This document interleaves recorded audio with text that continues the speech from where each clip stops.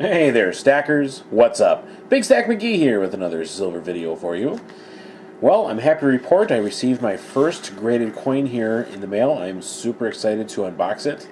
If you watch my previous video, I talk a little bit about premium purchases and how for the most of my stacking life, which is a little bit more than a year now, I've been primarily a low premium stacker.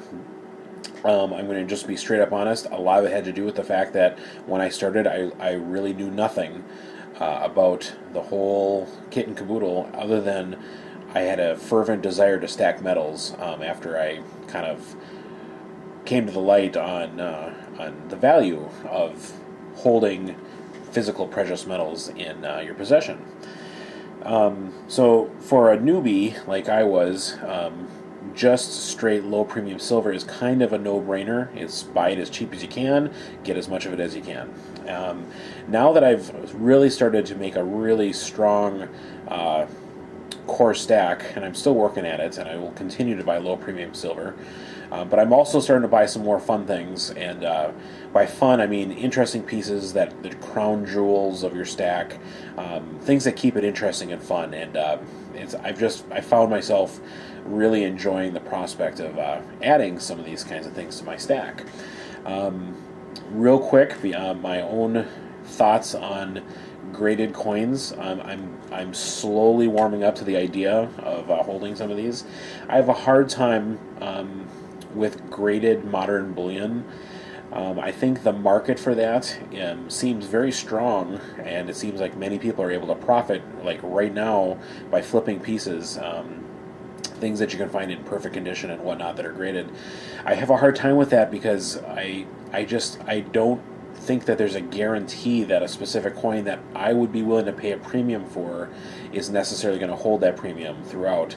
I want to get something that is definitely numismatic, and I don't think modern graded bullion right now can be classified as numismatic. I mean, it can be popular, but I just think I think years and years need to go by before something shows its true numismatic collectability. But that's just me, and so I wanted to make sure that with the first graded coin that I received, that it was something that I would think of as would be timelessly valuable. And so I got something that has a little bit of age to it.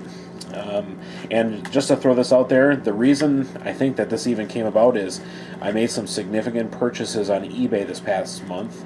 Actually, the past couple months.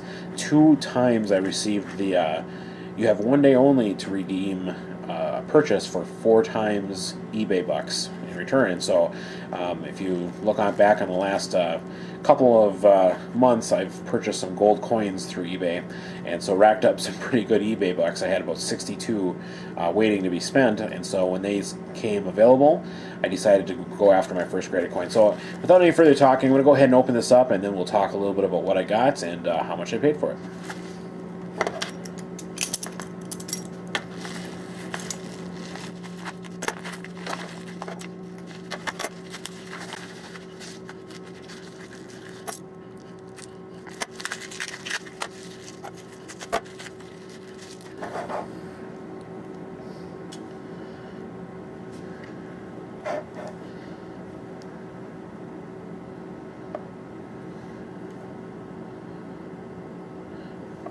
So here it is.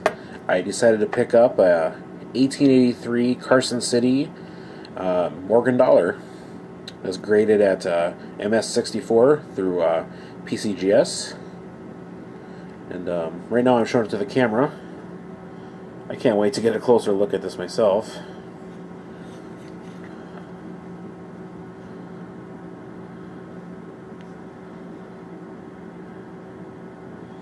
So there it is. That's what I decided to go with. So here's some of the details on it. I looked through many different Morgan dollars that were graded.